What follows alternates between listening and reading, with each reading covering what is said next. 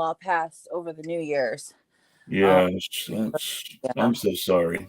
Thank you. I appreciate it. Yeah, we didn't expect it. He was sick, but did not expect we didn't expect the worst. We were waiting for him to get better. We thought everything was cool. So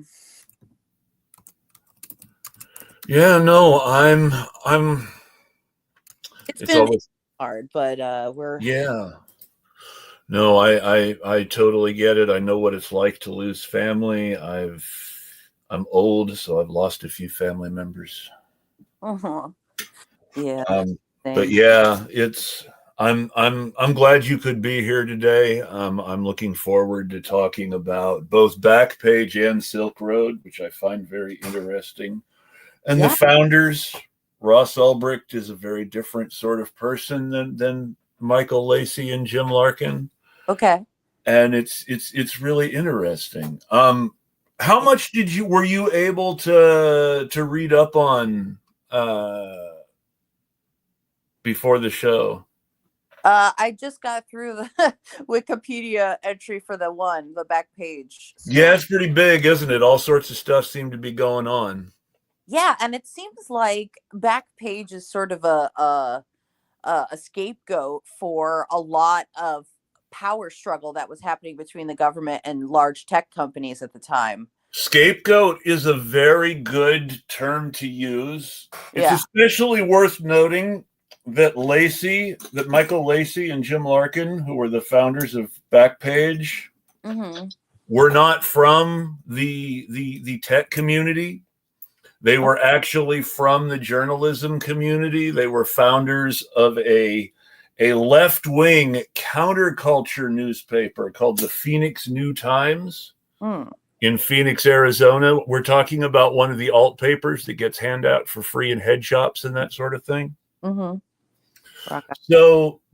So they were left wing counterculture journalists who were against war and for pot in 1971 when they founded their first newspaper. Mm-hmm.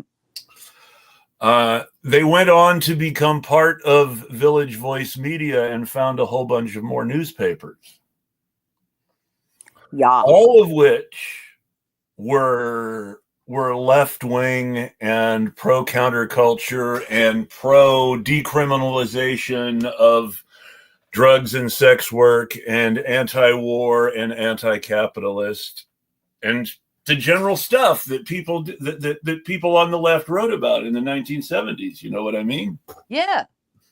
Yeah. Well, that's the Village Voices heritage, right? From the 70s. Yeah. So not too long before all this broke, Village Voice Media published a piece, a great deal of which was written by Lacey, which debunked a bunch of the myths that the anti-trafficking people sell about sex workers in general, Mm.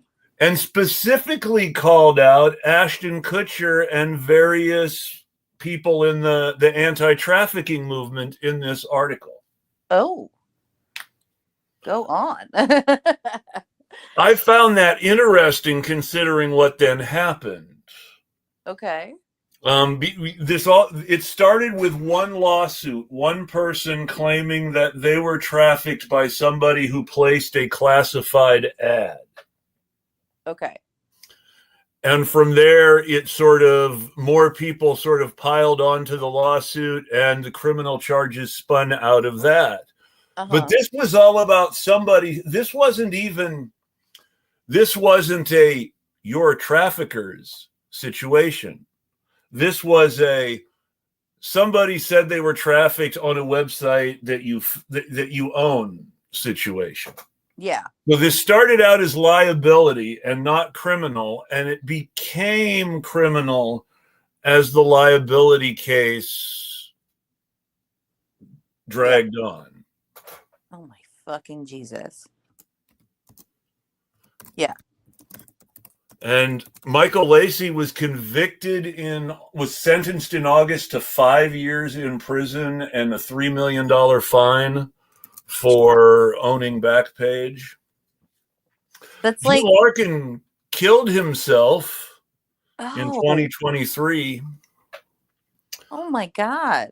And while 5 years in prison doesn't seem very long, it's worth noting that Michael Lacey has spent a lot of that time incarcerated in jail, despite being an old man. Yeah. And after Jim Larkin's suicide, the prosecutors were saying things like, well, we don't want to let him have bail again because he might try to escape prison through death like the other guy did. Yeah. So like we want to keep him in jail because we're worried he might die while he's not in jail, and we won't be able to punish him for what we think he needs to be punished for. That's disgusting. And now on top of all this, you realize that this is a classified ad website, not even something that specifically caters towards anything. Yeah. It just had an adult section, which classified ads have had for years in numerous publications. Yes. That's not a new thing. It Yep. was decided to be treated as a new thing as part of this, and I'm going to use the term because this is the term that I get that I hear when I talk to activists trying to protect the freedoms and rights of sex workers. Mm-hmm. There's this anti-trafficking. There's an attempt to whip up an anti-trafficking moral panic. Mm-hmm. And then this moral panic is used not to hurt actual traffickers, but to pass laws that benefit the capitalists who provide money for illegal businesses over the people who work in illegal businesses, whose rights would be protected the most just by decriminalizing so that they can not be persecuted. Yes. But, the real sin, Michael Lacey's real sin, seems to have been that he published an article debunking the anti-trafficking movement more than anything else. Mm.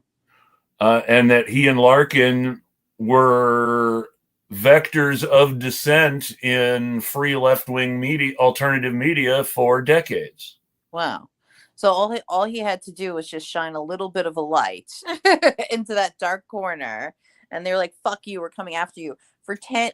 And he was treated like the criminal when he's a journalist who founded a classified ad site to help pay for journalism. That's insane. But it's worth noting again that because of this pressure, first, Village Voice sold Backpage and separated itself from Backpage. So Village Voice Media lost the funding of Backpage, even before Backpage was shut down because of this prosecution. That because of this prosecution, Backpage was shut down, and that resource is gone, and lots of people are at more risk as a result. And people are forced to big tech as opposed to, this classified ad run by an independent alt media, because that's the other thing. Craigslist is a big thing in big tech now. Yeah. And Backpage, its biggest competition, is gone. Right. Isn't that funny? And Craigslist protected itself by getting rid of all of its adult stuff. Yes. Early. They flogged Backpage for about 20 years. Yes. I keep Backstage. My bad. Backpage for about 20 years. And I think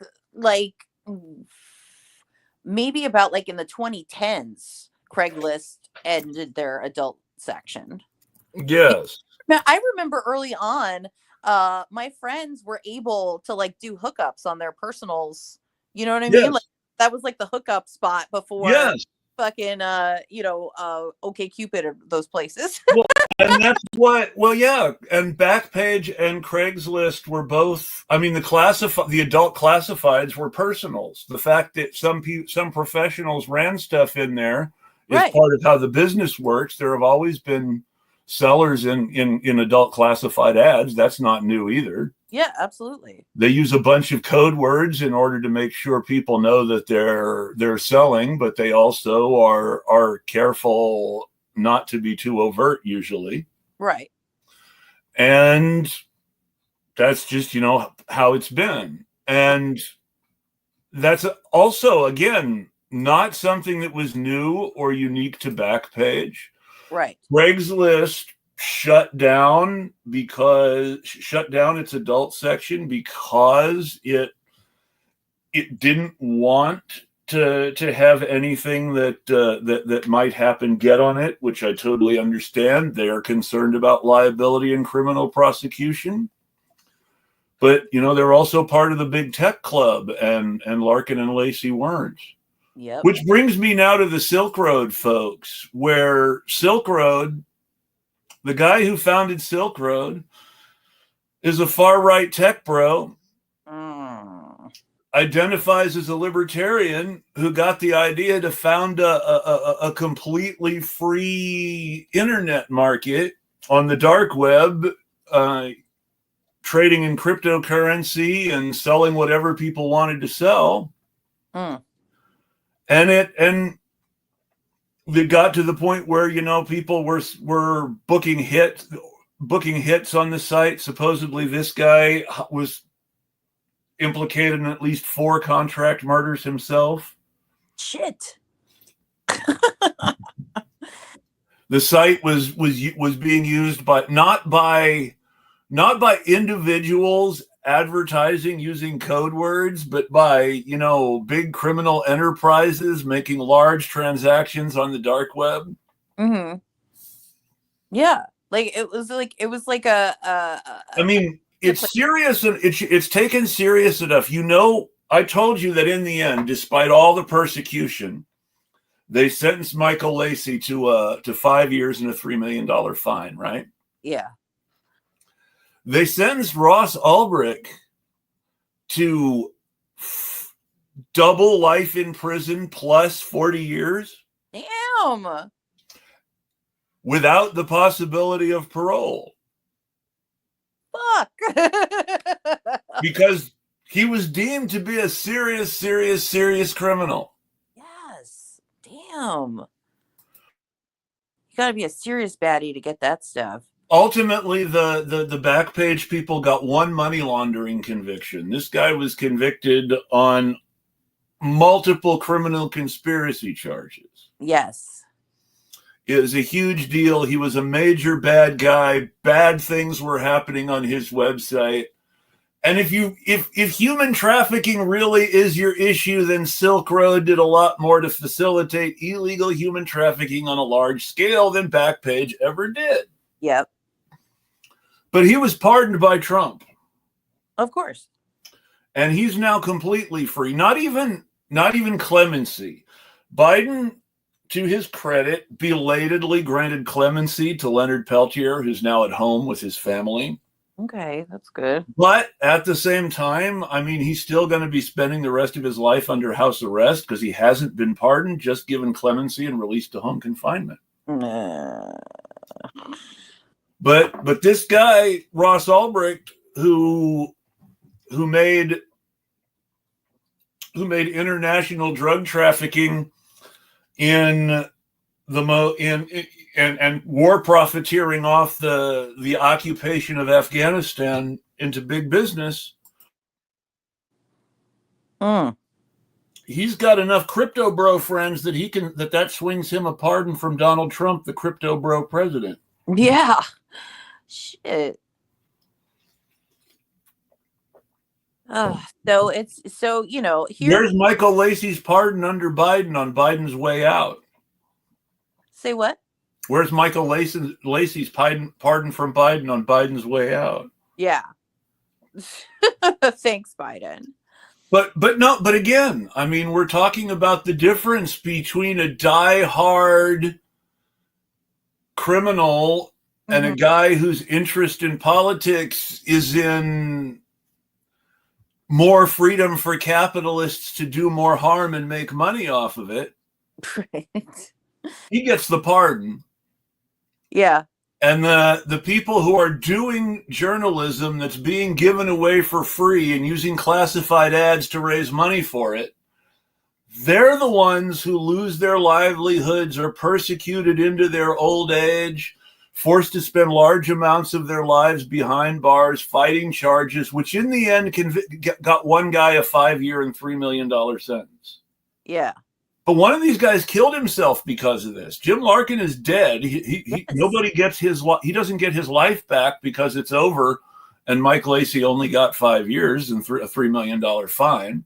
Wikipedia said he killed himself a week before the last sentencing. Yep. Yeah.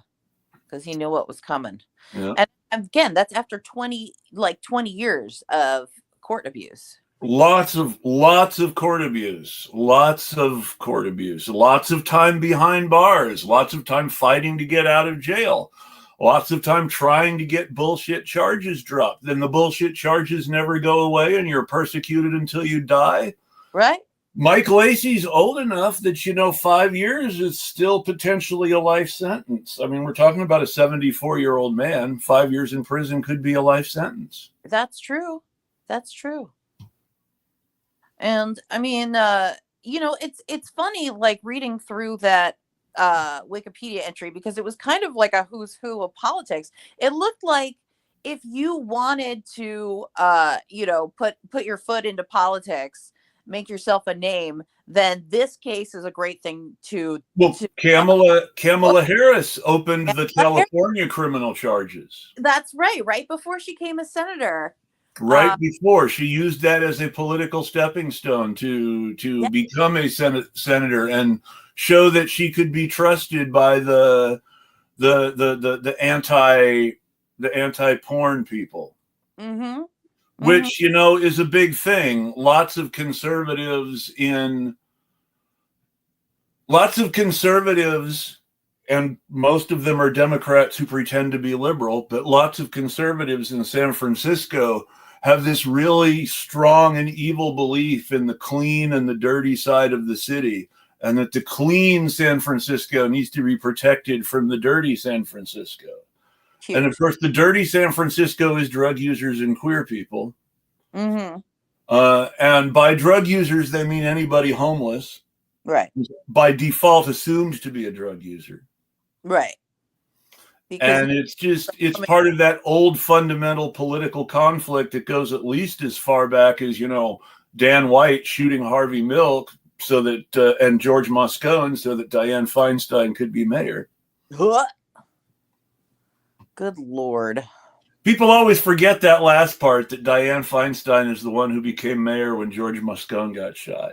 Jesus Christ. It's just really convenient because she was part of that. We're an advocate for the clean side of San Francisco. And then she flew a Confederate flag from City Hall. Ew.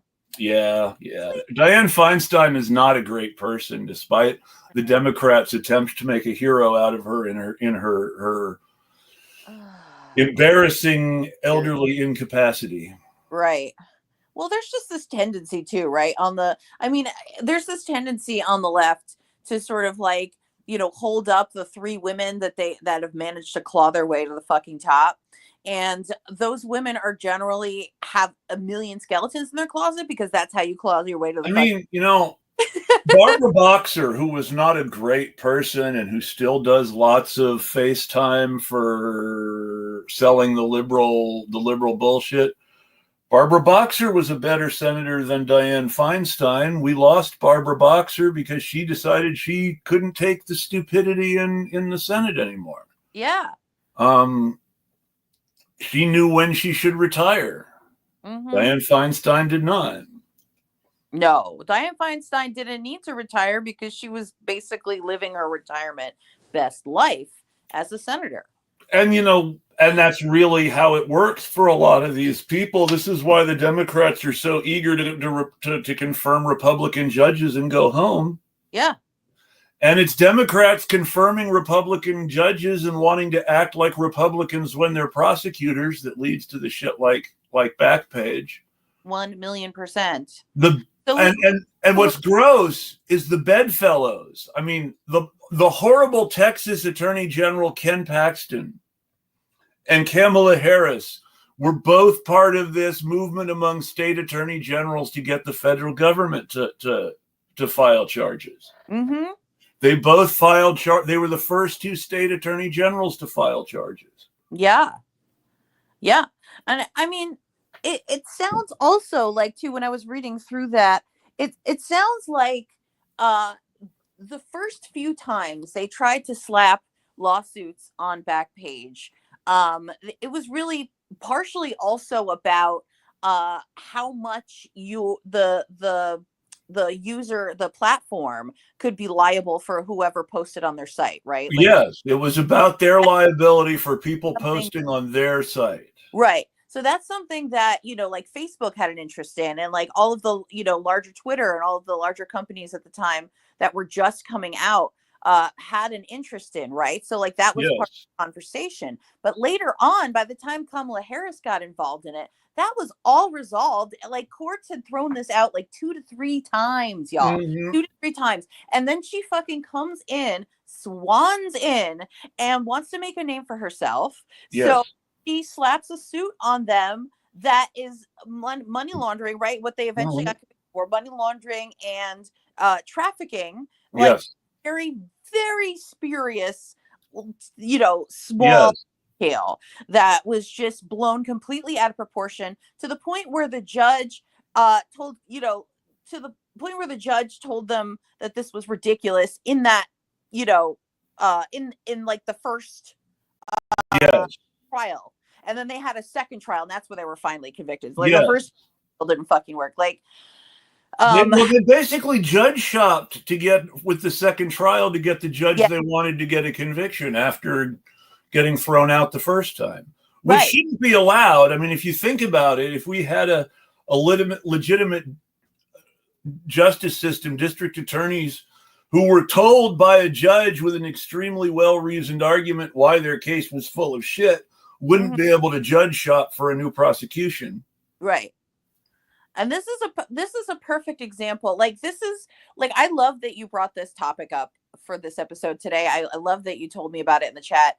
Like this is a perfect example of how the law is a tool, and Yeah. not something that is either immutable or is God-given or is, larger than life. Okay. The law is written specifically to be vague enough so that people can come in and use it for their own purposes. Okay. Well, the law is written to be vague enough that lawyers can make money off it. Absolutely. Lawyers were paid to ensure that the laws were specifically worded to ensure, lawyers had jobs forevermore. Right. Yes. And again, like, and, this is something where we can really see, like the smaller forces of power sort of coming together in these instances to sort of fight each other, because that's Yes. too, is that it Backpage seemed to become such a scapegoat, not just because they were an outlet for free speech and that sort of aspect of it, but also because they weren't one of the big tech pros, as you were saying, Exactly. for an outsider, and because everybody who wanted to slap those charges against Facebook tried it out on Backpage first. Yes. Why?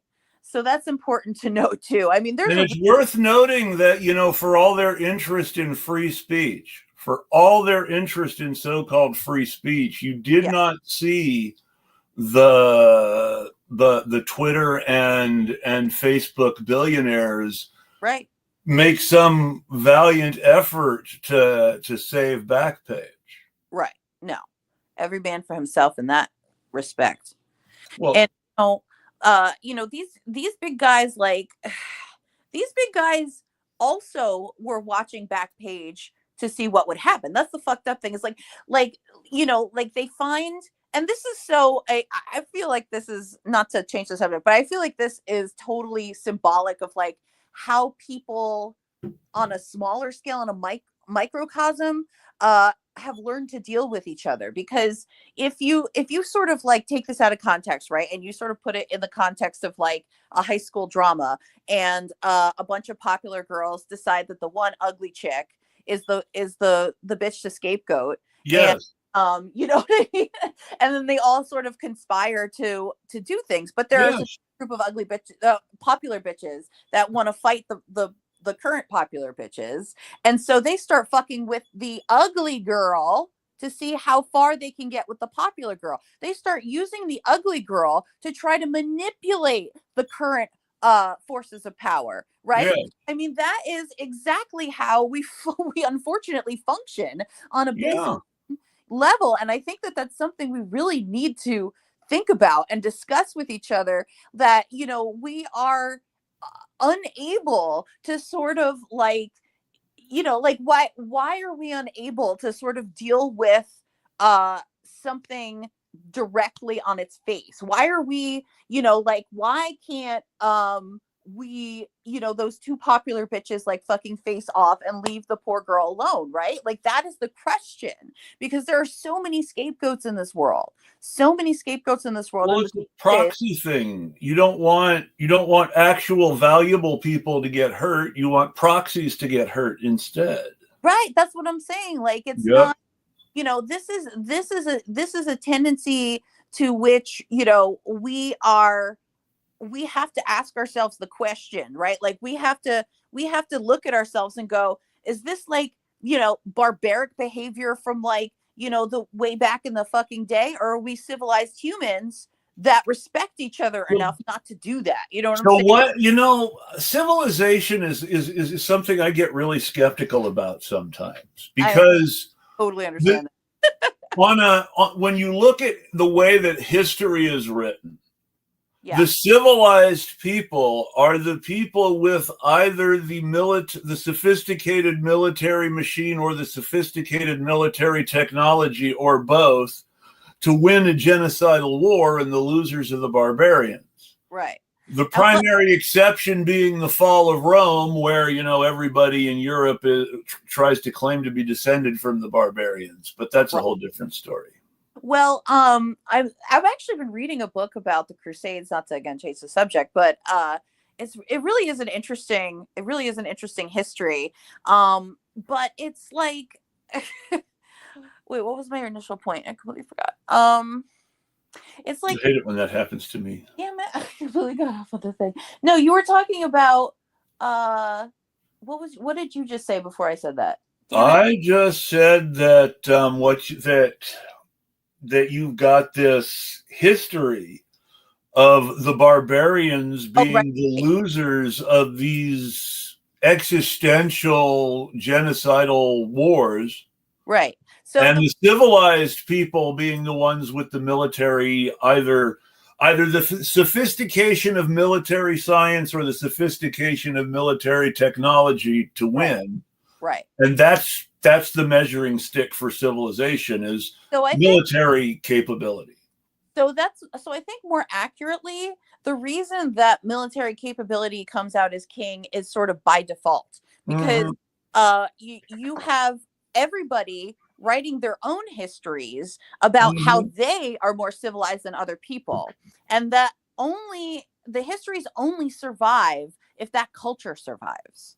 So Hey, well, I mean, the there's war lots of to put forth their history. there are lots of immortal figures from cultures that haven't survived. I mean, lots of people know who Gilgamesh is, and almost nobody knows anything about the city he came from anymore. Yeah. Well, no, I'm saying that, you have to make a certain mark. Like, obviously, nothing survives forever. Obviously, everybody has a downfall. Obviously, certain people like Alexander the Like, Great, these people are didn't make it all the way or whatever, but they made enough of a mark, right? They made enough of a mark to be remembered. And that is exactly my point. Because yeah, this Crusades book is really interesting, because it takes information from uh histories that were written by Christians and histories that were written also by uh, Well, Muslims, and what's really interesting to me, about the what same event. You what's know, really so what's really interesting to me about the Crusades is always that from the point of view of the Byzantine Empire that mm-hmm. was trying to stay alive in this difficult place between the Western and the Eastern world as they were defined in that day. Yeah. Both the Crusaders and the Turks they were fighting against were barbarians. Yes. By the standards of the people who lived in the places where the Crusades were fought, Mm-hmm. both the Turks and the Crusaders Yes. were barbarian invaders who were threatening their way of life. Yeah. But ultimately, the Turks were willing to make accommodations with local religions and cultures and even political systems that the Crusaders were not. Yep. And as a result, the Turks won because, people hated the Crusaders too much for them to be able to stick it out. Right.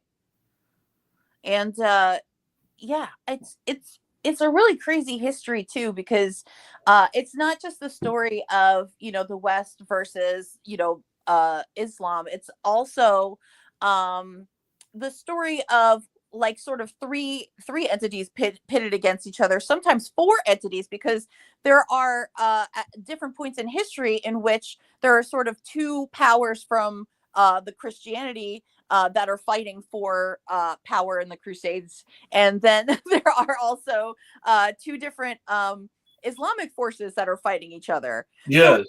at some point, every one of each other looks at each other as a barbarian. Well, and they're all playing each other off You against have each to think, other.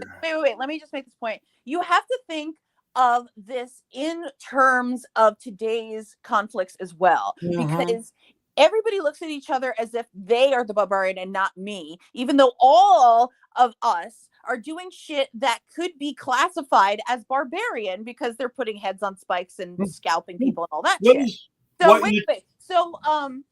So let's take a look. Let's take a look at what's going on today, guys, because we need to understand that the epithets like terrorist are exactly the same.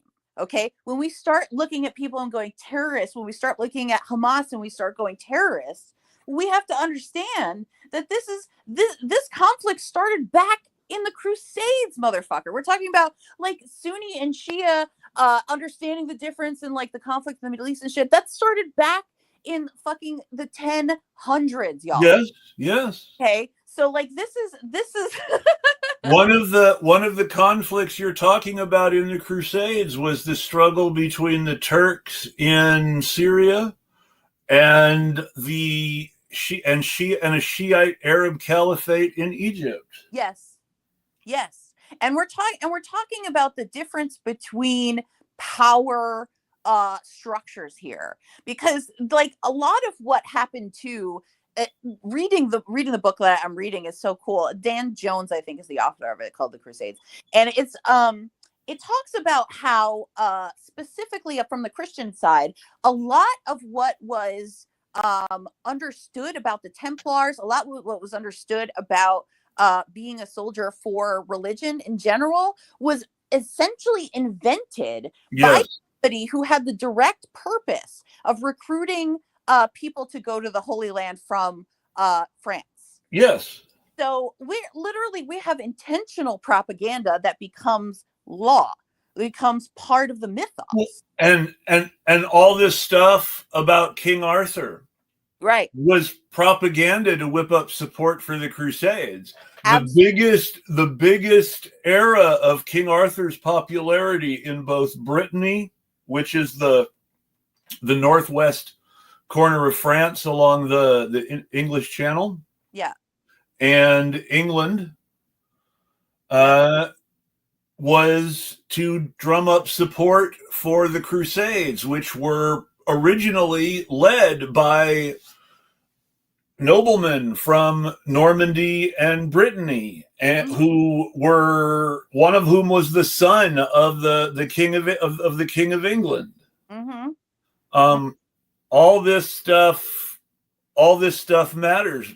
King Arthur was bigger in Brittany than in England for many years because they were specifically trying to get people to go fight in the Crusades. Right. Like, if I don't know if anybody is interested in Robin Hood, I am a huge Robin Hood fan. I've Um, always been interested in Robin Hood because, oh, you know, it steals from the rich. Hood. But yeah, right. Totally. I mean, just the principle of it is so gorgeous.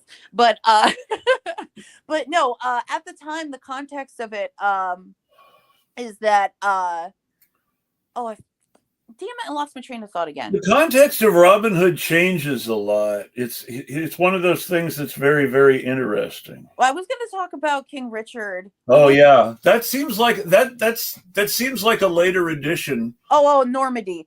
Okay, so well, part of the story is Yeah.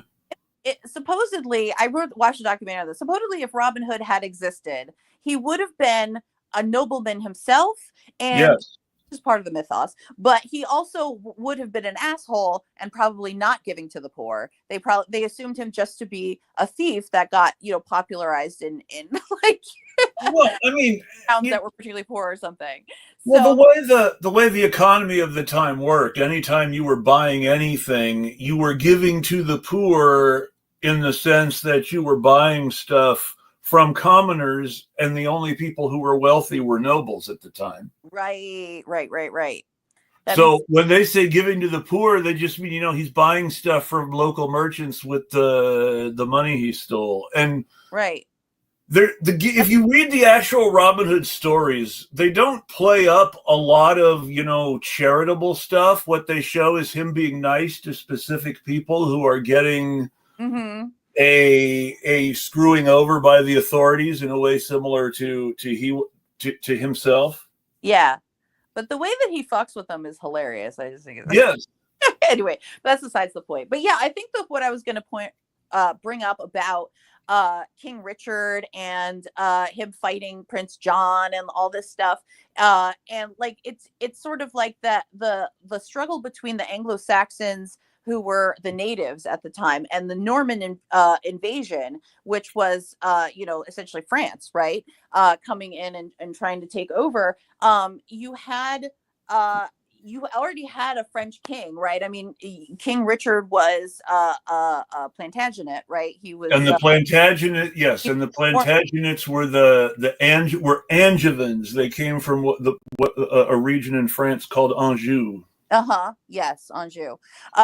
So anyway, my point is that this conflict sort of grew over time, and again, as it relates to Robin Hood, like if you are any knowledge of the Robin Hood mythos, you accept that as part of the story, but that wasn't actually put on as part of the story until later, when we have the book Ivanhoe released in like the 1700s. Yes, Ivanhoe is the one. Ivanhoe is the first time you see Robin Hood specifically as a Saxon hero. Yes, It's also worth noting.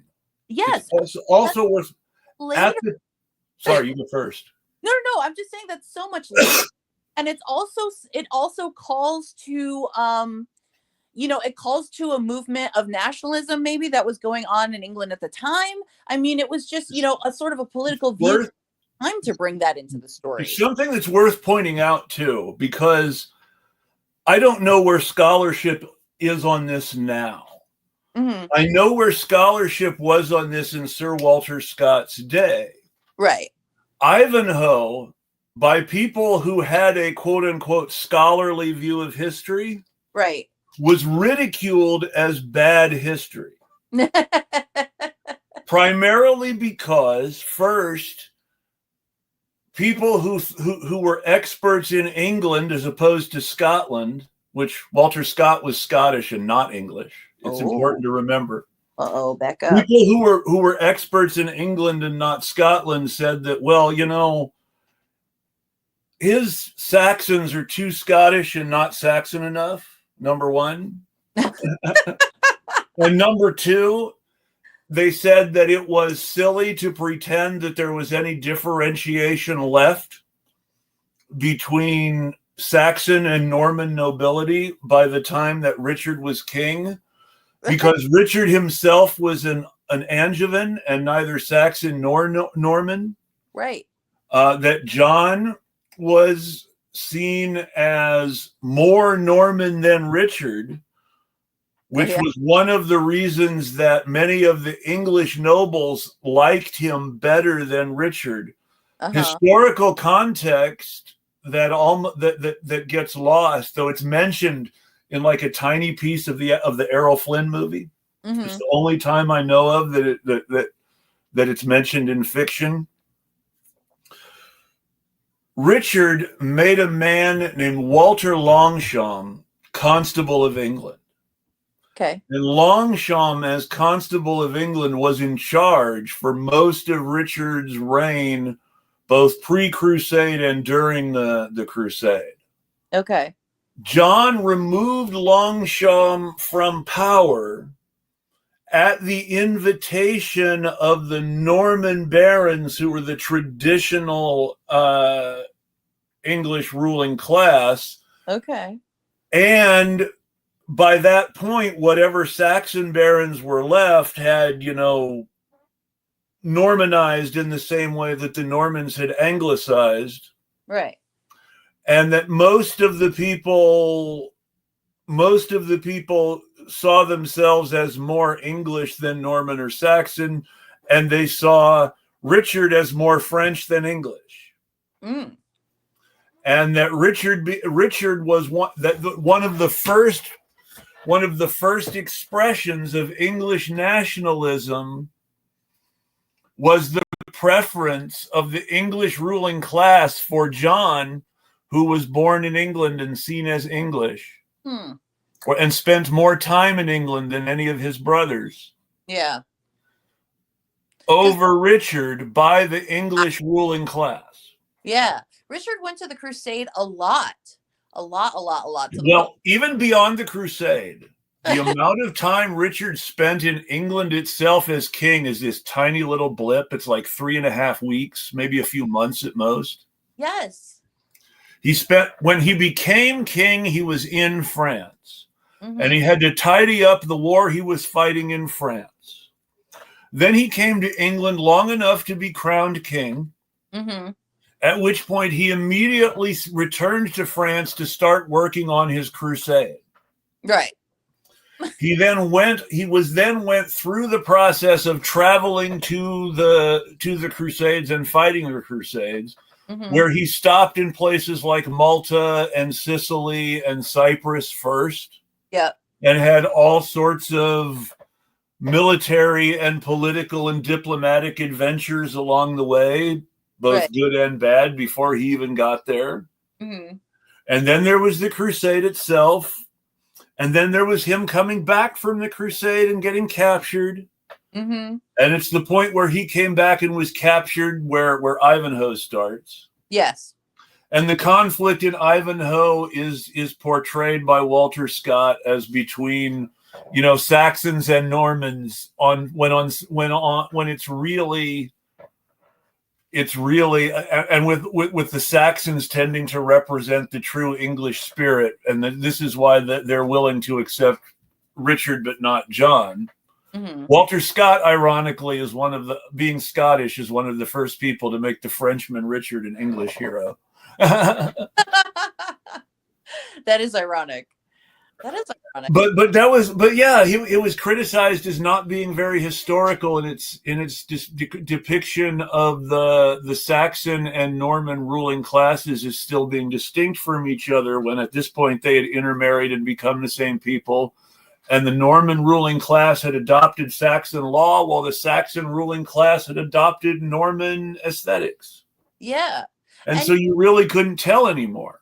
Also, let's look at the characters of King Richard and Prince John too, as they grew up over time. Before that book came out, before Ivanhoe came out, people probably looked at Richard like he was just some drunken asshole. Well, Richard was seen as having ignored England for the Crusades in France. Yeah. Because remember now, after he came back from after his ransom was finally paid, and he came back to England for a very short time, he immediately went back to France to start fighting a war with Philip. Yeah. And he kept fighting that war in France for the rest of his life until he was killed. Right. And I didn't Prince John try to oust him again at some point, and then he died, and he was like, "Great." Well, Prince John, after Richard died, Years before he died, there was a after Richard died, there was immediately a dispute over the succession between his brother John and his nephew Arthur of Brittany. Oh yes. Who was the son of their late brother Geoffrey of Brittany. Okay. Who, if you've ever seen the magnificent movie The Lion in Winter with Peter O'Toole and Katharine Hepburn, I have. Geoffrey is the sneaky, nasty one who's always encouraging each parent to hate the other kids so he can get more out of them. Great. And he's promising all his brothers that he's on their side and pushing them, even while he's really plotting to double cross everybody. Oh my goodness. So that's who Arthur's father was. Arthur, coincidentally, was from Brittany, which is where the King Arthur stories were most popular, and was named Arthur. And a lot of King Arthur propaganda was used to make Prince John a villain in the dispute over the throne, especially since Richard was such a larger-than-life Knights of the Round Table sort of figure. Yeah. In his actual adventures and military conduct, right? Which is hard to deny, even if you think he's kind of a scumbag and was doing bad things. Oh yeah, he fit that Arthurian action hero mold that was big at the time in a way very few kings did. Absolutely. I mean, because if you look at it, right, like you can. This is again an example that we're talking today. Hey kids, welcome in. We're talking today about how one action can be viewed in many different ways, right? Yeah. And so looking at this, looking at Richard is a perfect example, again, if you know the history, because on the one hand, he looks like a barbarian from the standpoint of an Islamic victim. He looks like a barbarian from the standpoint of a peasant who watches him run through a town. It should be noted. 10 scalps, motherfuckers. Okay. Drunken and going, oh, look what I did today, He was also unpopular with his peers. Yes. The reason he was taken prisoner on the way back to England was because he had pissed off one of his fellow crusaders, a man named Leopold. Who was the Duke of Austria. Leopold went home first. Yeah. And when Richard was going home, he went home by land through Austria and got captured by Leopold. Yeah. Yeah. It's like he pissed the dude off, and the dude decided to get petty revenge. Right. And he was also unpopular with Philip. Philip went home after an argument with Richard, and they went to war later on. Yep.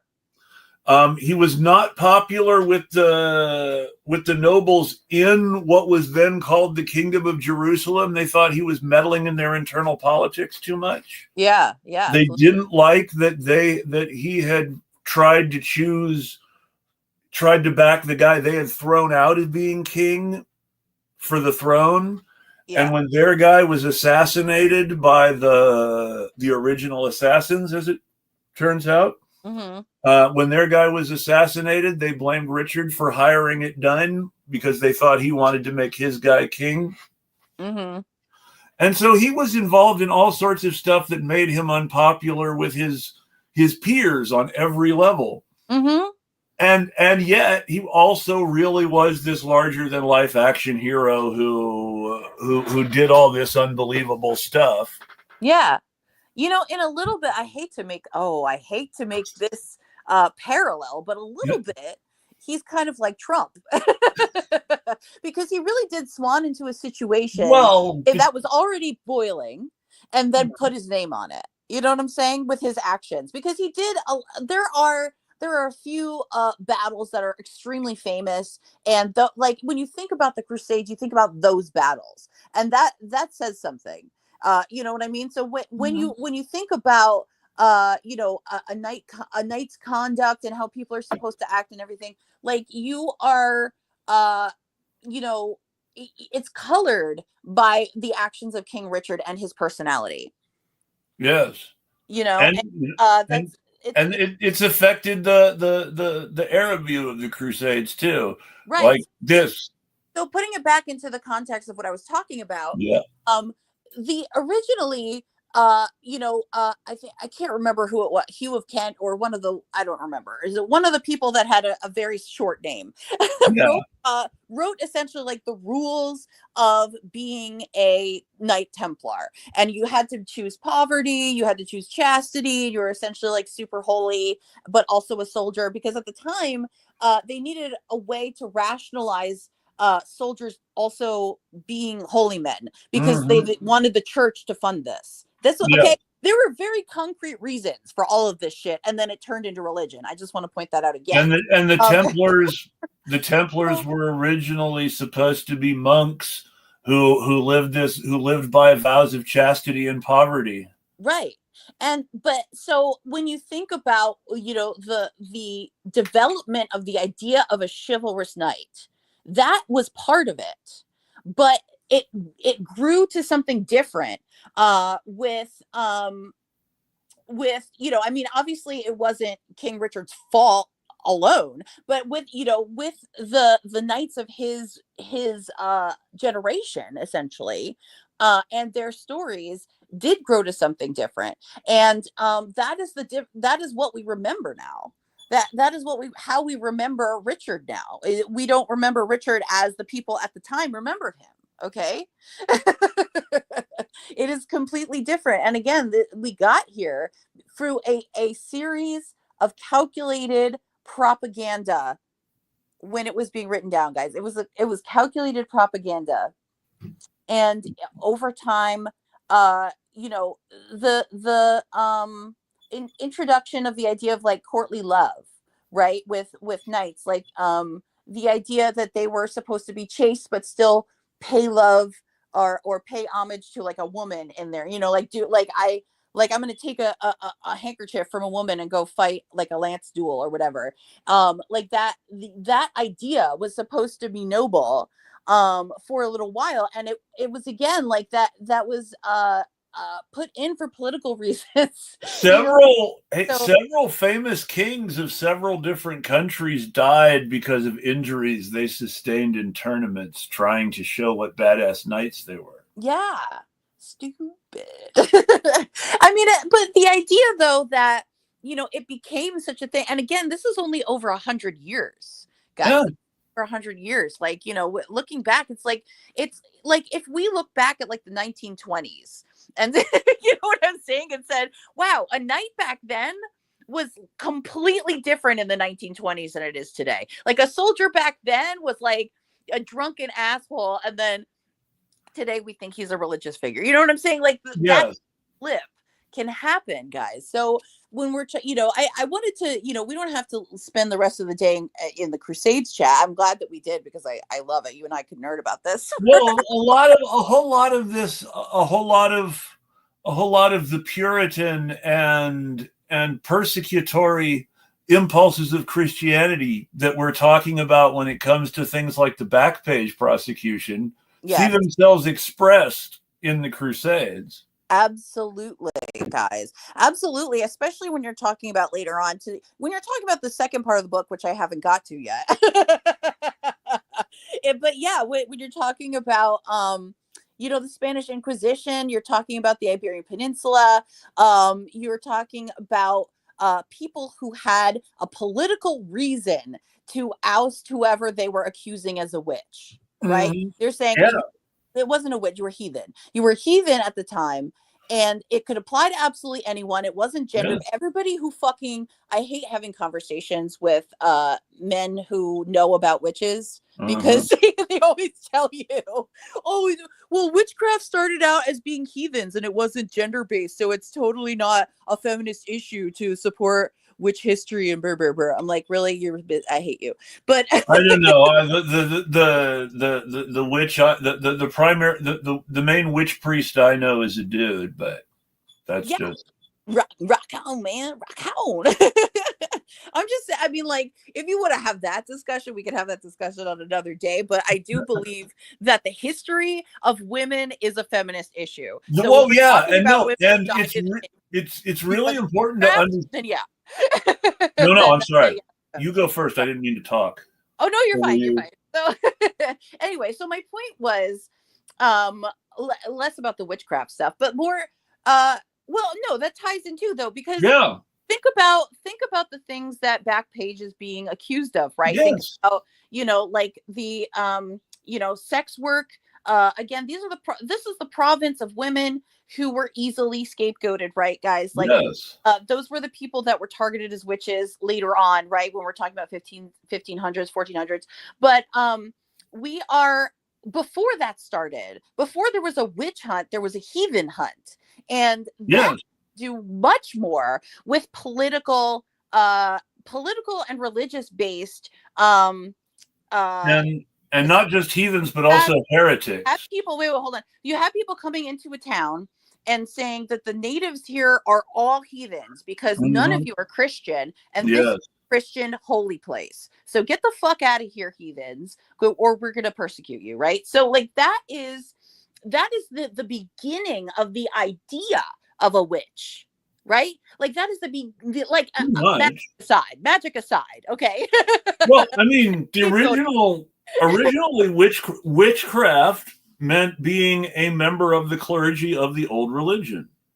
Well, yeah, that's true because witchcraft comes from the word, something to do with Wiccan, right, which means knowledge in whatever language that is. I think it's either Old English or Welsh or something like that. I'm so this is where my Wiccan friends would get upset with me, but it's difficult to know. The Romans were both pagan Romans and Christian Romans were extremely thorough in destroying any real records that might have existed about what the Druids' religion was really like. So Mm-hmm. we don't really know anything about it except from people who hated it and from people who say, well, this is the way it always was. Trust me, man. Mm-hmm. But I mean, I grew up in a Christian tradition where the tradition that the certain traditions claim, well, we're the true church that goes all the way back to the old ways, and we survived in such and such a place. Mm-hmm. And that's all bullshit. And I know it's bullshit because I've studied the Christian history and all that. Mm-hmm. And so I'm skeptical of similar stories to what I know is Christian mythological bullshit from other sources. Right. Mythological bullshit tends to have the same kind of taste to it, regardless of its original source. Yes.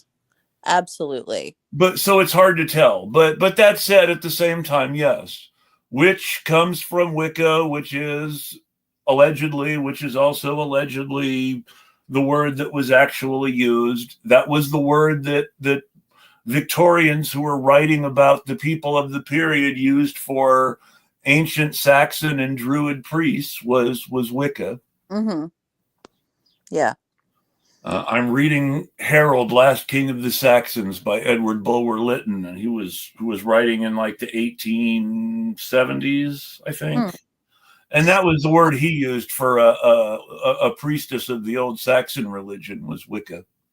I think it's really interesting. And now here's where we can talk a little bit, if you want to, about the feminism of, Mhm. the witch hunt. Let's put it that way, not witchcraft itself, but the witch hunt. Well, it's worth Um, so noting that because the heresy hunts often involved movements targeting women who were breaking rules about their leadership roles in the Christian church at the time.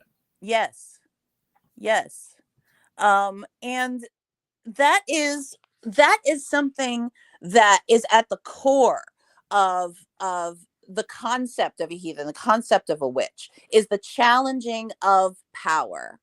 Okay, that is at the core of that concept, and you can absolutely make a parallel to what we were talking about with Backpage, right? I mean, that this is, again, this was a challenge of power in a way that it was scary enough for people to pay attention to, and not, threatening enough for people to actually deal with, right?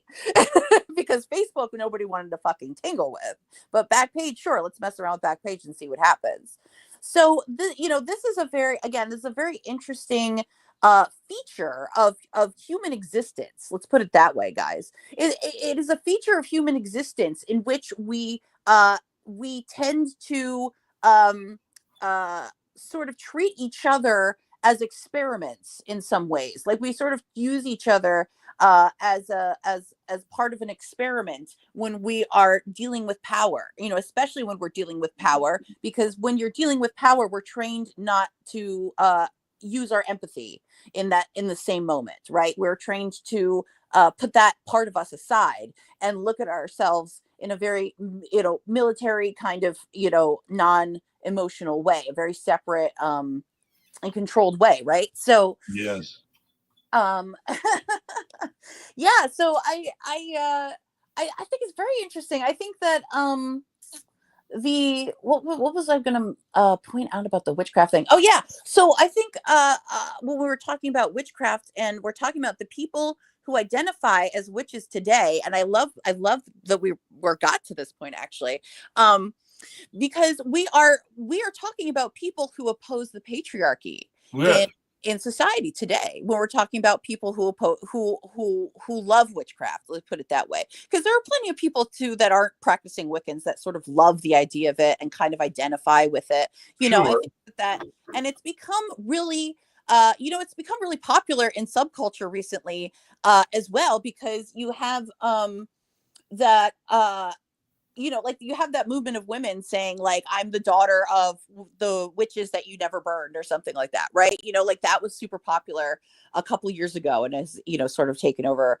And witches, the idea of witches, fantasy wise, are very popular with Yes. my generation specifically, because there was a Yes. lot of a lot of horror and witch stuff going on at the time, like media wise, going on at the time we were kids. um no, you think it's different? What? What was you I was just specifically thinking of Sabrina the Teenage Witch. right, exactly. Well, so it's like, like, we started out like loving things from the 80s that Yeah. were horror based, right? And then Yes. we graduate a little bit more to Hocus Pocus. We graduate a little bit more to The Craft. We Yes. graduate more to Sabrina the Teenage Witch, and it Yes. grew up with us almost. You know what I mean? Like, Yes. sort of like loving acceptance of sort of like the what had previously been considered as demonic, as sort of And then, you get to Practical Magic, where witchcraft is just another element in a standard chick flick. I love practical magic, fuck You you. know, it's a great movie, but it's just you get to this point where now witchcraft is just a normal part of what's basically a chick flick, uh with magic just being, the central conceit. Actually, that idea has graduated even more into a show on Lifetime called The Good Witch, which which is about a woman who's literally just an herbalist and calls Yeah. herself a witch. Hilarious. Oh shit, I think my aunt is here. Let me mute myself for 1 second, Chris.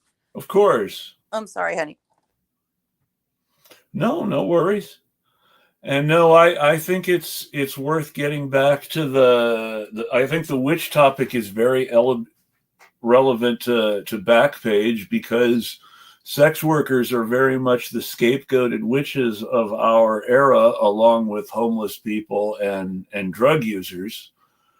And a great deal of anti-poor language is targeted based on the idea that sex workers and drug users, and therefore the homeless and poor people in general, are undesirable to have in our neighborhoods, and therefore the police must cleanse them from our society, which starts to get to be a really, really, really fascist position after a while.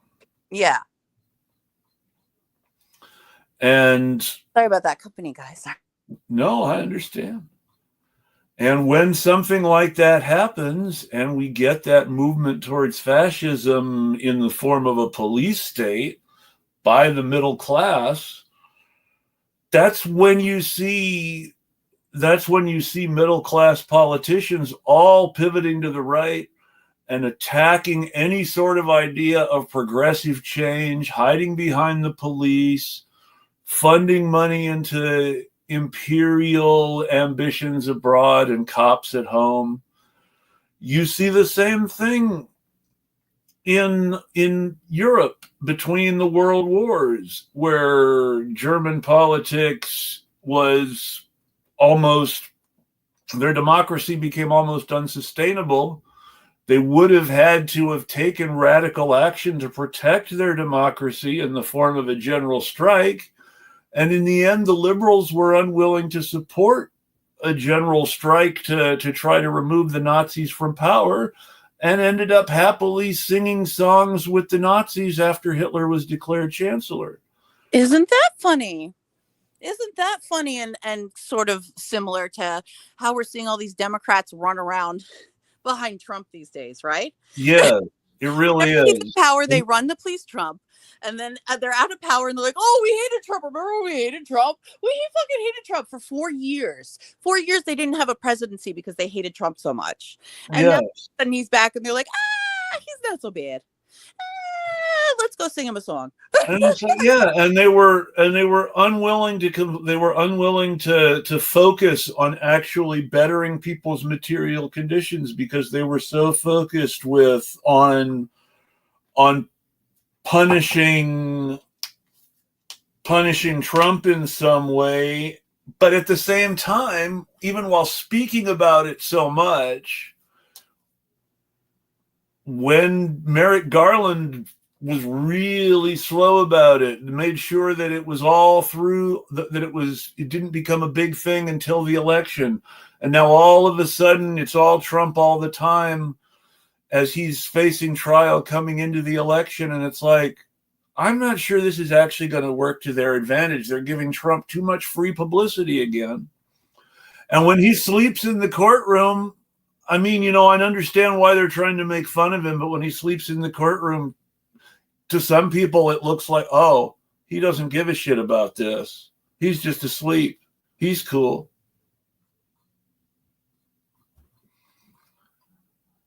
And I don't know that people really thought about that potential reaction from some people, even not necessarily his fans. But yeah, Jacques de Molay was the last Grand Master of the Templar Order. At that point, they were huge bankers, and the King of France killed them so he could take their money and monopolize the banking industry in France, to make sure that only his favored bankers could loan money at interest. That's one of these first great capitalist conspiracies. The King of France getting the Pope's permission to kill the Templars, even though the Templars were a Catholic knighthood. Yeah, sorry about that.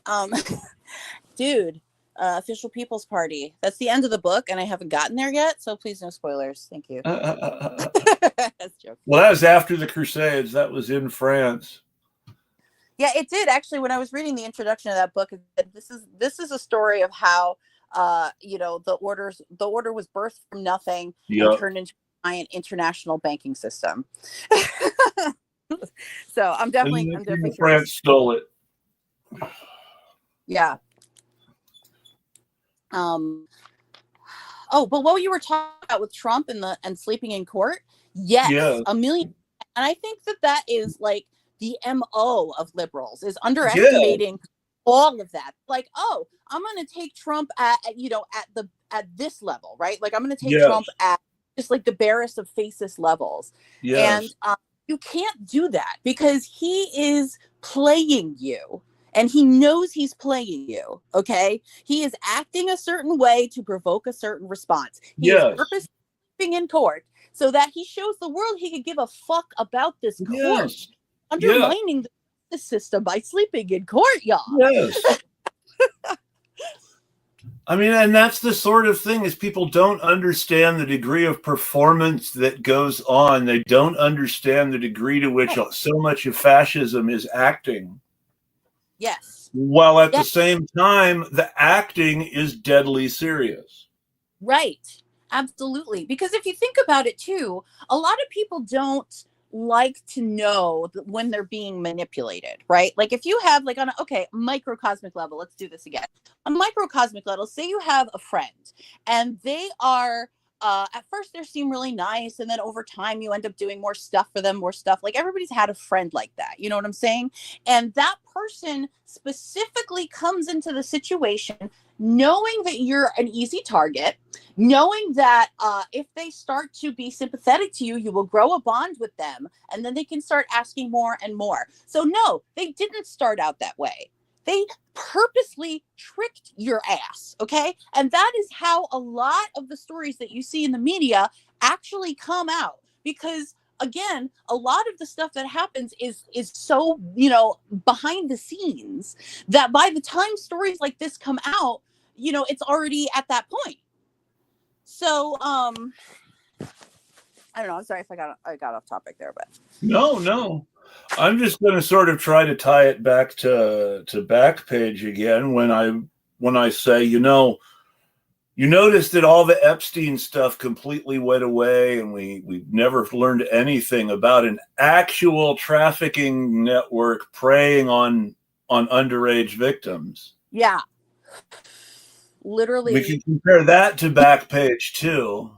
Powerful. Because the same people who were pushing for this Silk Road pardon were also the sort of people who were, what's the word I'm looking for? Mobsters. Who were, well, yeah, sure. But who are the sort of people who supported Trump the first time around in the first place? Mm-hmm. Your Peter Thiel types. Mm-hmm. Elon your Musk. Guns traffickers, or your drug traffickers, your sex traffickers. But I mean, you see this whole notion, you see this sort of prejudice among these liberals. You see it a lot in the way that liberals go after Melania for things that aren't the problem with Melania. I mean, the biggest problem with Melania is that she hasn't divorced Trump because she pretty much agrees with him politically and is happy to benefit from him economically. Yeah. Accurate. The fact that she posed nude, who cares? Mm-hmm.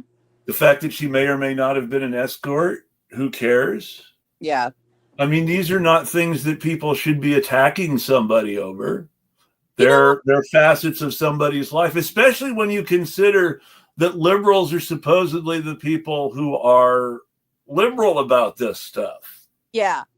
Well, let's talk about that for a second, because I think it's really important to note this distinction.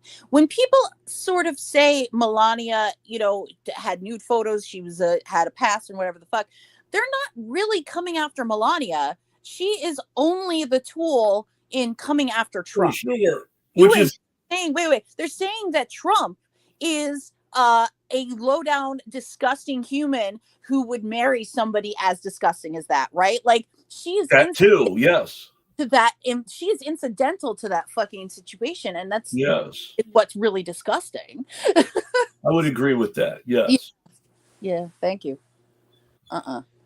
It's another way that people can be misogynistic instead of dealing with the root problem, or anti-immigrant instead of dealing with the real problem. You notice lots of people have talked about the circumstances under which Melania got her visa as a way of criticizing Trump as being hypocritical on immigration. Right. Yeah. Not respecting her as her own entity whatsoever. And people trying to sort of virtue signal by saying, well, Elon was an illegal immigrant. Mm-hmm. And it's like, but that's the whole thing. Nobody cares whether Elon was an illegal immigrant or not, because the whole panic about illegal immigration is a panic about people who look a certain way. Yeah. Nobody is stopping white people with vaguely South African or Canadian accents asking them for their visas. Right. And more importantly, nobody's stopping people with money. Yeah. That is the golden rule, literally. When you are an immigrant, guys, you have enough money to work the system. If somebody who gets in with the legal immigration system has at least enough, either has enough wealth to make it through the legal immigration system, or has a corporate sponsor of some kind through the legal immigration system. 1,000,000%. 1,000,000%. I'm not saying 100. Well, I don't know if I would ever say that there's always the exception that proves the rule somewhere, but 99%. Right. No, 100. Yeah, absolutely. That is what we definitely don't talk about enough in the immigration conversation, because this is, again, like, I think most of our rules and society are set up for rich people to succeed and poor people to fail. But in this is a very interesting nutshell example of that. The immigration in general is a very interesting nutshell example of that principle, because it's very easy to see. It's very easy to see how the system is completely structured around it, considering that at the very least you're going to have to pay for fees to put through paperwork in. And people who really cared about human trafficking would point out that it's this moral panic about the border and so-called illegal immigration, right, that drives this huge demand, that allows this huge business in illegal labor for the meatpacking and agricultural industries, which between them are the number one source of human trafficking revenue in the world. Agricultural and meatpacking workers, not people being trafficked for sex. But you're not seeing a panic about agricultural workers in the meatpacking industries, because the perfect victim of the anti-trafficking industry is a pretty young girl who is or can pass for white. Damn. Mm-hmm. And yeah. Wow. Okay. That is so interesting to know, because the original law who care about sex trafficking. You know what I'm saying? Yes. A lot about what their purposes are and why they would bring it up, why they would why every sex trafficker always happens to demonize by accident in conversation a prostitute, or a sex worker, rather. I mean, like, during the short period of time where I was a published professional writer, I wrote about boxing. Go on. One of the few things Trump did that I think was good and not bad, though as good, it's much more symbolic than meaningful, considering the guy was long dead. But one of the people that Trump pardoned near the end of his first presidency was a guy named Jack Johnson. Jack Johnson was the first black heavyweight champion of the world in what we would consider the modern era. Okay. He was a boxer who was extremely unpopular with the racist fringe of the white sporting community, and who was turned into a villain in white society in general because of the power of racists in the media in his day. Mm. And one of the first anti-trafficking laws, the Mann Act, was actually referred to by the people who passed it as the White Slavery Act. Yikes. Because it was passed based on the myth that gangs of black men were kidnapping white women and forcing them into sexual slavery. Good Lord. Now, if you listen to the grooming gang propaganda that one hears from Europe Just want to point out for a hot about second, Muslim immigrants now.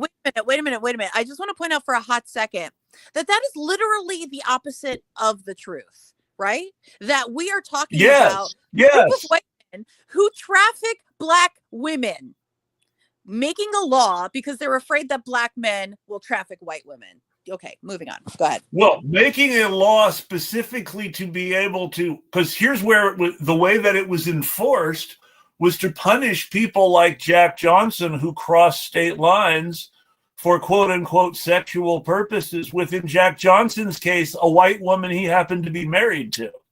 Shit. But they crossed state lines for immoral purposes because he was black and she was white. Good Lord. Now, this is why Trump pardoning Jack Johnson surprised me, because the symbolic value of the Jack Johnson pardon is that he was a black man who was persecuted for being married to a white woman. Right.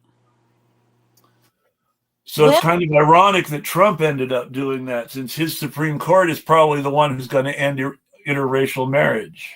You know, it's interesting the trades that you see Nazis make on the way up. You know what I'm saying? Like, that definitely sounds to me like he had to make a trade and somebody asked him to do that, so he did it for him. You know what I'm saying? It's also worth noting that Jack Johnson was able to be charged like this because his wife was a former sex worker and may or may not have worked as a sex worker while married to him to bring in extra income, because pro fighters were not paid millions of dollars in those days. Right. Yeah. And he may or may not, because of the fact that his wife was raising money for the family through sex work, he may or may not have legally been a quote unquote pimp under the legal definition, which is just, receiving money from a sex worker. Man, where's that biopic? I want to see that shit. That movie stars James Earl Jones with names changed. It's called The Great White Hope. Seriously? Oh my gosh. Awesome. I'm watching it. He plays Jim Jefferson, doesn't go by Jack Johnson, but it's clear who he's supposed to be if you know the history. Watch that. Thank you for telling me. It stars James Earl Jones as Jim Jefferson. It's The Great White Hope once again, folks. Sweet. Rock on. Okay. He died a couple years back now. I know. It's very sad. He had a great voice. I know. R.I.P. James.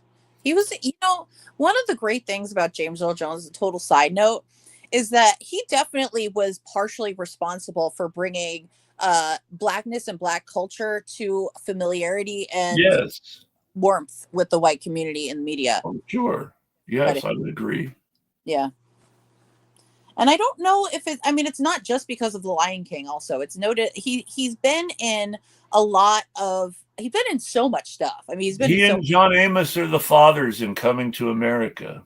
He's been in a lot of stuff specifically that white people respect too. I mean, or loved, if not necessarily respect. Right, on Broadway a lot early on in his career. Yes. So, well, The Great White Hope was a Broadway show he starred in before it was a movie he starred in. Wait, which one? The Great White Hope, which we were just talking about. Oh, I love that. Cool. But you notice the name of the movie about the first black heavyweight champion of the modern era is called The Great White Hope. Yeah. The title does not even center the central character. Yeah. I've always found that interesting. It's insane. The levels the levels of white supremacy and patriarchy that we are steeped in is just like realizing it is just a lifelong it's so insane. Like every fucking day. But that Jack Johnson prosecution, it was like the Backpage prosecution. It was the legal persecution of somebody who was politically unpopular. Yeah. And conveniently not powerful enough to fight back. That And is yes, a celebrity big enough that people would be like, that people would cheer to see them taken down a peg, but not actually powerful enough to defend themselves. So absolutely. they're a very convenient scapegoat for the racial anxieties of the white middle class of the era. Absolutely. Absolutely. Like, we need to understand that that is part of the equation, guys. We need to understand that when we're talking about power structures like this, and we're talking about people, and we're talking about a, a disparate group of sort of power hubs, centralized power hubs, right?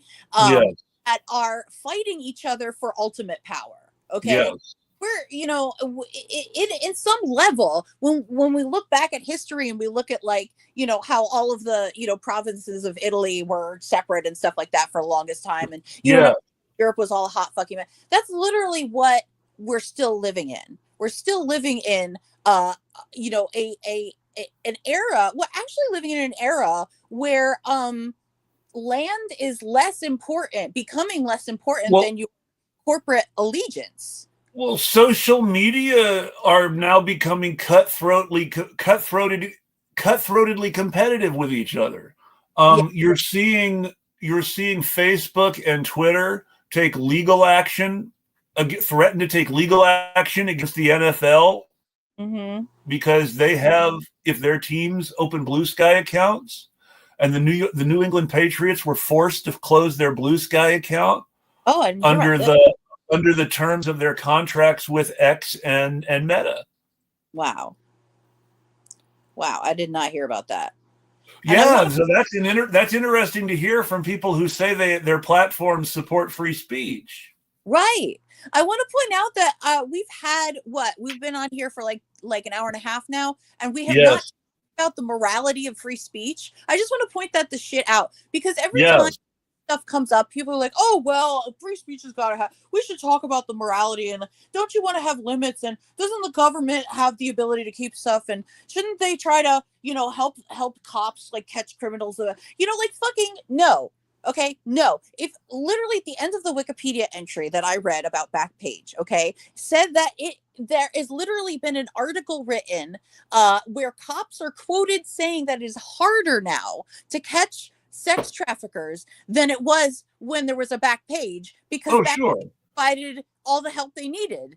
Yeah, Backpage would help them get people who are really bad, because that's bad for their business to have really bad people preying on people who are using their classified ad service. Absolutely. And when you provide a common space for illegal activity or whatever, then you can regulate it. Exactly. Right? Isn't that always the conversation around sex work, about legalizing sex work or not? Well, so I'm against legalization and regulation simply because I'm against putting sex workers in contact with cops.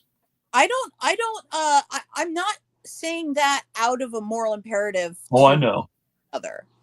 I'm for decriminalization, and by that I mean complete decriminalization, not the stupid Nordic model decriminalization that the anti-trafficking people push, which has ended up allowing people to use various anti-pimping laws to prosecute landlords and boyfriends and husbands in such a way that is designed to drive sex workers out of business and force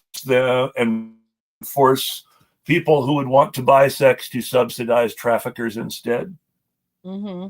I mean, it's all just gross, because big capital isn't the individual sex workers. Big capital is the people doing the trafficking. Right. Right. Big capital doesn't benefit from Backpage. Big capital benefits from Silk Road. Right. Right. Big capital is threatened by the freedom that Backpage gives to the people using the classified system there, because it allows them to escape the traffickers making large deals on places like Silk Road. Right. Like, a good parallel would be, or not a parallel, but like, if it's as if, like, uh like Walmart decided to ban, like, if Walmart and this is happening actually in some places. If Walmart sort of like takes over an area and you don't have the small businesses in that area, right, that were feeding that town anymore, you don't have the bakery, you don't have the butchery, you don't have, whatever was going on in that town before Walmart showed up, you don't have that shit anymore. So this is again another, that's an example where, like, this is a good way to cut in too, because Walmart, then Walmart closes. benefit. Then Walmart closes a store for some reason. You have a food desert now. Right, absolutely. And again, this is again like Walmart is the only person benefiting from this. It's not the town don't love it. The owners hate it. Like fucking, the employees have seen their union, because in California, there used to be a greengrocers union, and everybody who worked in a grocery store, unless it was specifically a ranch market, which were exempt, but unless you fell into those specific discount food or ranch market categories, you were completely unionized. And companies like Walmart and Kroger, through their subsidiary Food for Less, broke the union in California. And now, there aren't any more unionized supermarket jobs almost anywhere anymore. And you know what? That is setting, I've always said that, retail jobs such as supermarket jobs or even Starbucks, whatever, these kind of jobs are like the sort of the natural successor to a factory job, because the factory jobs have all left us, right? Yeah. And so if we bring the factory jobs back, it's going to set a dangerous precedent for all of the labor laws that we have fought for in the 19th century. Sure. Yes. Well, I mean, you have to remember that a lot of the flight to other countries has been to avoid those right. And their power. Nobody has ever really given a good solution to that problem, because that's the only solution to that problem really is to bring us back to the Stone Ages, to take away all the labor laws and then bring back cheap labor. I mean, the ultimate result of NAFTA was to destroy the larger labor movement's ability to mount major strike efforts that could cripple the country's economy in the way that the auto industry had been able to do in the past. And to instead sort of make the labor movement completely dependent on political favoritism from the Democratic Party and sort of tie them to them more closely. But of course, it also completely alienated the union voters in the part of the country that refused to elect Hillary Clinton or Kamala Harris president. And economic conditions that still go back to NAFTA and to Trump's more recent agreement are why you see Trump talking bad about Canada and Mexico, because he's going anti-NAFTA with that sort of thing. Right. And that's not something that anyone talks about either, right? In the media, they're always like, "Oh, well, he's." In fact, they're platforming the anti-Canada and anti-Mexico stuff to make him "quote unquote" look bad, when he wants this stuff in the media instead of the actual bad stuff. Yeah. Second, it makes him look like he cares about the whole NAFTA issue to the people who voted for him instead of Kamala Harris in the first place. Yeah. And that, again, that is not a level on which the public discourse is operating. Nobody wants to talk about that. I don't hear Democrats talking at all on mainstream media about anymore. There were times when it came up. Yeah. But I don't hear them really reckoning with the fact that Hillary Clinton and Kamala Harris lost because of their total unwillingness to move away from that Clinton era corporate Democratic Party that Joe Biden so clearly represented even before Bill Clinton. Yep. Yeah. And you see, you don't see any big political friends coming in to save Backpage. You don't see anybody talking about a pardon for Mike Lacey. Yeah. And I feel terrible for those guys. Jim Larkin killed himself before sentencing, and then his suicide was used as an argument against Mike Lacey's bail. We don't want him to kill himself too and escape justice. You know what? We need to definitely be talking about how that is actually really normalized in our justice system.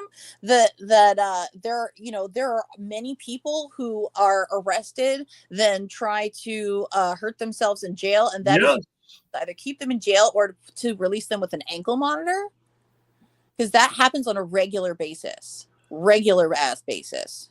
Well, I mean, look at all the people who have died in prison, either under weird circumstances or jail, that clearly involved either extreme negligence leading to just unforgivable accidents or suicides. Yeah. Or actual murder of inmates by guards. Right. And it's just, and then you look at COVID, where they didn't do anything to protect anybody in the prison system from COVID at all. Right. Right. I mean, again, we are talking about power structures. We're talking about, people who, have been put into prison for political reasons.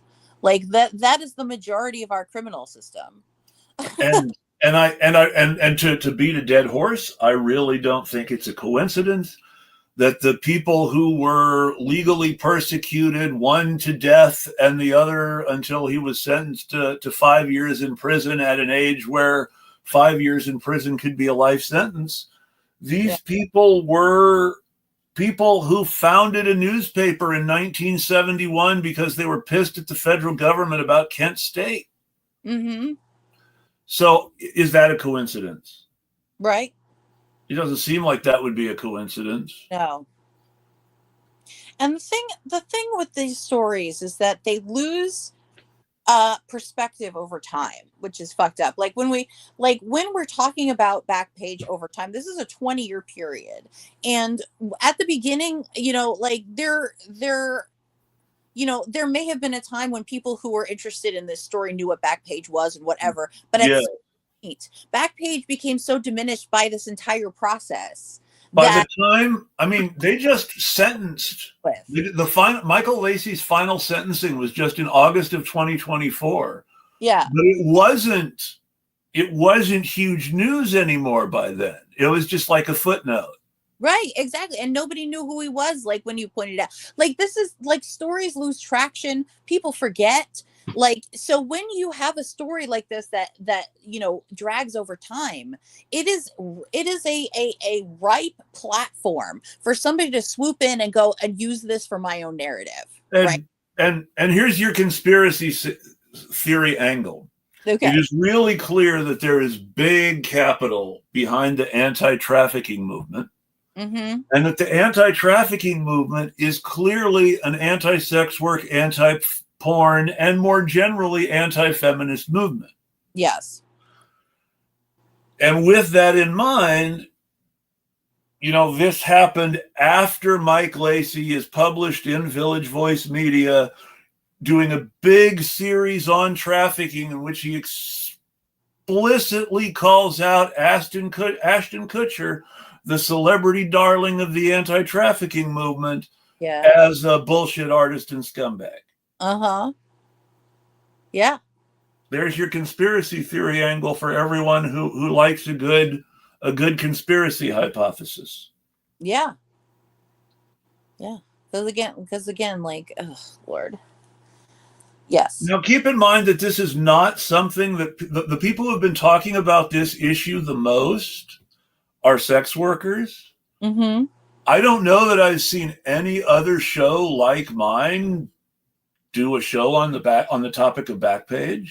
Oh, I'm glad you brought it up. All of the shows I've seen do a topic on Backpage, specifically revolve around a free speech or pro sex work angle. The one exception being, well, no, this was still free speech. The one mainstream journalist who's really talked about this from the free speech angle is Taylor Lawrence. Wow. That's you don't see the free speech absolutists grabbing onto Mike Lacey as a martyr for free speech. Nope, you sure You don't. don't see Glenn Greenwald talking about Jim Larkin. Weird. Where are you on that, Glenn? And yet this is a much deeper and more egregious violation of the freedom of the press. Yeah. Than anything that they've actually anything they've actually made a big deal about. Mm-hmm. I mean, this is literally the government using criminal charges to shut down dissenting media. Yes. By shutting down, first by getting them to separate themselves from their huge classified advertising funding system, which keeps them going, which then Village Voice Media has to replace somehow in a way that makes them less independent. Mm-hmm. And then, while that's happening, then they put Backpage out of business and jail jail one of the founders and kill the other. Yeah. And yes, he killed himself, but when someone is hounded to death by a politically motivated prosecution, you killed him. Yeah, seriously. And this is something I would love to see more people in independent media talk about more, because this is a huge free speech issue that affects us. It's about independent left-wing media's ability to fundraise. Absolutely. And our freedom of speech for our fundraising activities. The government's ability to shut down our fundraising activities. Yes. And it's also, something where if, like people got so I'm going to draw a parallel to the TikTok ban. Okay. Yes. So got their nuts in a twist about the TikTok ban and freaking out about that and how many people would have lost the ability to make money, right? They're time jobs. There's so many creators and small businesses. Well, this is an exact example of that during that time period. Yes. Backpage was a place where small businesses could advertise. And Backpage was how Village Voice Media funded its operations. 99% of Village Voice Media's operating budget came from classified ads. Absolutely. So on the one hand, you have that aspect of it. You have the media aspect of it. And on the other hand, you also have a platform on which people are finding work. Not sex work. We're talking about legitimate fucking work. So this is a double-edged sword when we're talking about. You're not talking about just freedom of speech when you're acting in the media. You're also talking about freedom of the ability to make money as a small business. The adult personals in the actual Village Voice were a thing back before there was an internet. Yeah. I mean, that's like going back a long, long way in your independent media history of the U.S. Yeah, but I just want to drive home the point that I was saying, right? Because it's about sex work, even though sex work was particularly. It's not even just about sex work. It's also about that whole the loss of a platform in which people can start their own small businesses. Yes. That is something we should be way more outraged about as well. And we should definitely, try to use some of the energy of the TikTok ban and perhaps shed light on this. Every legal weapon that is being used against sex workers can be widened to target other business people or other marginalized groups at the leisure of the people with the power to make the laws, if they get continued unflinching support for a police state from politicians and at least some voters. Yep. Weirdly, sex workers are always the witches. Yes. I mean, that sex workers are always are always on the witch list. But Yeah. that's because sex workers are often at the forefront of dissent. Who were, if you go to the New Testament, most of Jesus's famous women disciples who churches never talk about were sex workers. Mm-hmm. Yeah. There are at least 3 famous women disciples that the mainstream churches usually and evangelical churches never talk about because they were sex workers. Yeah. They were sex workers, and it was also the sex workers that spread Christianity to women in the home, to the men. Who do they think not spread the word of Christianity to Roman soldiers? But you okay? Oh, sorry. No, What? I'm just asking the question and letting it hang out there. Who do they think spread the word of Christianity to Roman soldiers? Yeah. Yeah. There's a reason the army became Christianized first, and that's because the sex workers were Christianized. Yes. Yes. You know, on our one hand too, sex workers possibly have always been illegal because they are the ones closest to the secrets, right? They're the ones closest to power in a way that is independent. Well, that was the sort of thing, is that they were not, fortunes do not collide. They right? were not legally prescribed under either Judean civil or Roman criminal law. There was a social stigma against sex workers, and there were Jewish religious laws against adultery. I was just talking about, like, in general. No, I know. It's just in that specific era, I've always found it interesting. They use these social stigmas to control their ability to participate in society as members of the ruling class that their wealth would otherwise entitle them to. Yeah.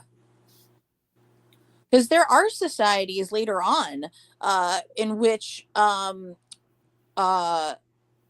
sex workers were able to have a much freer existence and be able to play the power game a little bit more. There was a position.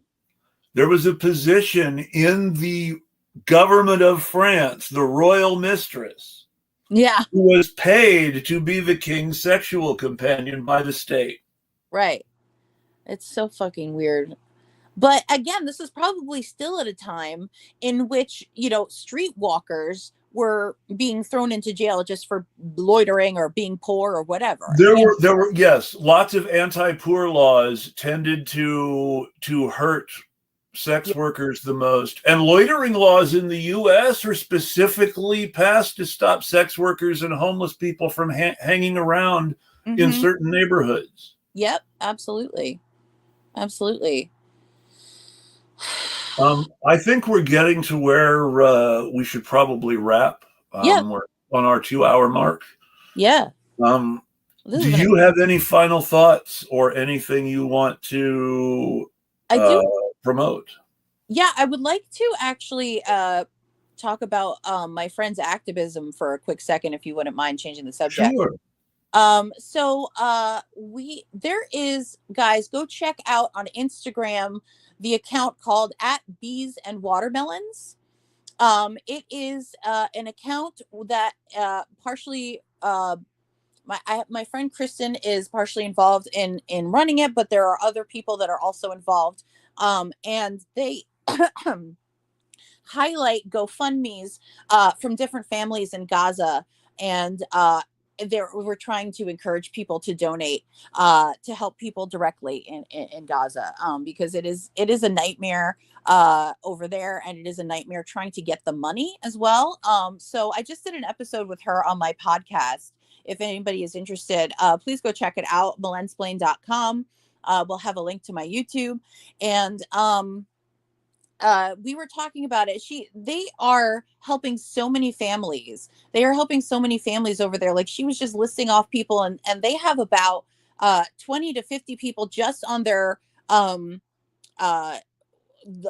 link, what do you call that, link tree, that on the link tree they have like 20 people just like listed on their link tree that you can go immediately support. They also have group funds, where if you can't decide because there's too many families, then you can support to a group fund where there's a farming project that's happening right now. They're trying to gather funding to start farming again in Gaza, to rebuild everything is essentially. So I think it's a really great effort. It's led by Gazans. It's led by people in Gaza, and we over here are just trying to help them. The way that she put it was, it was cute. It was like, we are the worker bees trying to help the watermelons like thrive. Essentially, is what she was saying, because it is Gazan led, and we want to make sure that we're doing things that are directly benefiting them, and we're not doing things or donating to giant charities that never will get to.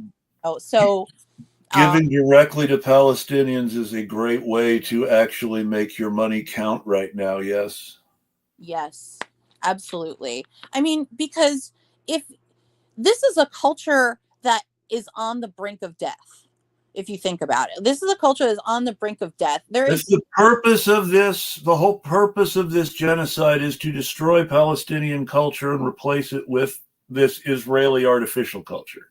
Absolutely. And it's sick, and there are so many beautiful cultures that have been lost through time because of shit like this, because of a giant power stamping them out. Let's not let another beautiful light go out, please. And let's try and save as many lives and as many as much as we can from the Palestinian culture. Like, please, we need to save as many people as we can right now, and we need to help them rebuild. And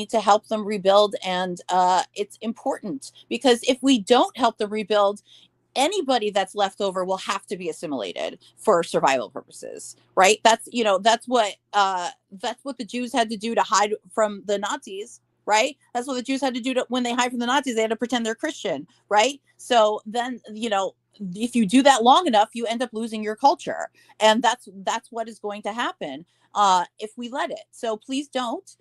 Please save lives right now, no matter how. And this is another thing too. No matter how you feel about Israel, I myself am Jewish. I grew up as a European Jew with loving Israel and the idea of Zionism as a very strong part of my Judaism when I was growing up. And even if you still believe Israel's a good idea, can we at least acknowledge that these people are suffering, that they have gotten to the point of devastation that very few other cultures have ever even seen, and that we are at the point of annihilation, and we need somebody to step in there and help. And it doesn't matter what your political views are at this point. We need your money. End of story. So please give that a share, guys. Go check it out. Again, it's at Bees and Watermelons on Instagram. That is the easiest way. Just search at Bees and Watermelons on Instagram, and you go to the link in their bio, and they've got a whole list of families that you can donate to. Oh, once again, let me say that all of these families are verified, guys. All of these families are verified by people who are running the charity. All of these people are in direct contact with the people that are running the charity, and in daily contact sometimes. So these people are legit in this situation. There is no scammers here. You don't have to worry about some random trying to approach you on Twitter and you don't know if it's safe or not to do. No. These people are verified, okay? And they're verified by legal IDs, okay? So these are real families, real people who were, before this started, before there were bombings in their area, they went to school. They were lawyers, they were politicians, they were hairdressers, they were, construction workers. Like, these are normal as everyday people. These are not militants. These are people, and they need your help. So that's where I guess I'll leave it. And thank you so much for giving me a platform to talk about it. Totally my pleasure. That's at Bees and Watermelons, folks. Check it out. Thank you. Totally my pleasure. Thank you for bringing it up. Absolutely. Thank you so much for having me on. I missed you. It's always my pleasure. Thanks for coming on. I have the usual things to promote, which I'll get to in just a moment. But my final thoughts are, number one, to bring up what Bess was just talking about. Israel has not yet ceased to fire in Gaza. And, they're stepping up genocide in the West Bank to the levels where it was at in Gaza already. So things are not just magically getting better. I thought Trump fixed it. What? I thought he No, Trump didn't fix anything. There was that announcement of a ceasefire, and the people who were announcing the ceasefire originally, the Qataris, were saying that they personally couldn't give Biden's people any credit. They were just bodies in the room. And that Trump's representative did more for the negotiations than the Biden people did. But I don't believe that was so much intended as a praise of Trump's representative as a criticism of the Biden people. Yeah. Because that's a low ass bar, guys. That's a very low ass bar, but I believe that's how that was meant. That when the representatives of the governor of Qatar said that the Trump representative did more to contribute to the ceasefire agreement than the Biden administration, I'm pretty sure that was a knock on the Biden administration. Mm-hmm. Yeah, I would say even in the if you have no context to the situation whatsoever, that's still reason. I don't think anyone in Qatar was actually praising the Trump representative for their contributions either. No. Just making that point in order to criticize the Biden admin. Right. And so on that note, I think it's definitely important to talk about places like at Bees and Watermelon. So thank you. Thank you. I appreciate it. And I will also quickly mention that I'm going to start coming back sort of full time to my podcast in hopefully the end of April. Sounds good. Move coming up. So I'm going to move permanently into my mother-in-law's house. And then after that, hopefully we'll get this bitch going because I miss it. So stay tuned. We miss you. Miss you, man. Thank you. This was a great conversation. It really was. Thank you for joining me. I really wanted to talk to somebody about this, and I really appreciate you joining me for it. I love it. I love it. My final thoughts are this is important for a lot of reasons, and that's why I talked about it. Number one, on its most basic level, it shows how capital sides with the big evil forces behind organized crime while punishing individual quote unquote criminals for relatively minor comparative offenses. Mm-hmm. It shows how sex workers are persecuted for being sex workers and how people who support sex workers are persecuted for supporting sex workers. Mm-hmm. It also shows how people with a specific political bent and publishing independent journalism can see their funding targeted by the federal government on the accusation that they are committing crimes. Yep. This is really important for all of us to be aware of if we're in independent media. Yes. This matters to us. Village Voice Media was funding their operations 99% through classified ads. Yes. I don't have statistics, but it's a logical conclusion to say that the end result of the ceasing to associate between the very left-wing and radical Backpage founders and Village Voice Media would be that Village Voice Media would gradually become more conservative. Mm-hmm. And so this is all part of the right-wing attack on any sort of working class culture, which is what Village Voice Media was, working class culture. Because working class independence eventually leads to a power shift in the upper class. Yes. So, Working class journalism, working class culture. You can. It's something that you cannot allow if you are a landlord and you want to continue to impose a cultural need for landlords on the population. yep. Right? On that note, since we're talking about funding independent media, as much as I hate to do it, if you could support the show, I would always appreciate it. You can find us at Patreon on Eclectic Radical to become a patron on a monthly basis.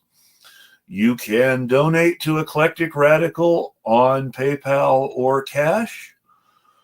And you can follow us on Substack, on Twitter, and on Blue Sky at Eclectic Radical. And there you'll find me. I've tried to make it easy for everyone who wants to support the show.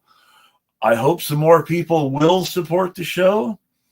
I hope you won't ever face charges for supporting the show, but as the back page thing shows, I can't promise it. Please be brave anyway. God damn it. On that note, thank you everyone for watching, and we will tweet at you. Have a great weekend. Thank you.